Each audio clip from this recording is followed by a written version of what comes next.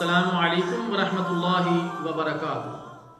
میرے محترم دوستو، روزگار اور روزی میں تاخیر کی وجہ سے ناجائز ذرائع آمدن اختیار نہیں کرنے چاہیے۔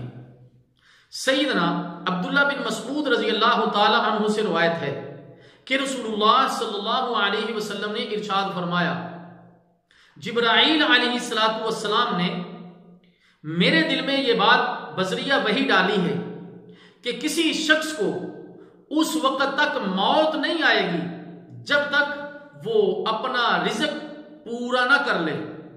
اس لیے اللہ سے ڈرو اور حصول رزق کا اچھا اور حلال طریقہ اختیار کرو۔ رزق کا تاخیر سے ملنا تمہیں اس بات پر آمادہ نہ کرے کہ تم اسے اللہ کی نافرمانی اور معصیت کے ذریعے حاصل کرنے کی کوشش کرو، کیونکہ اللہ کے پاس جو کچھ حلال رزق ہے وہ محض اس کی فرما برداری ہی سے حاصل ہوتا ہے۔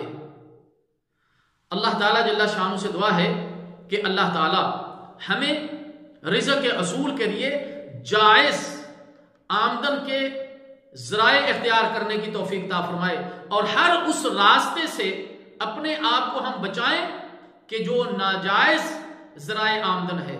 والسلام علیکم ورحمۃ اللہ وبرکاتہ۔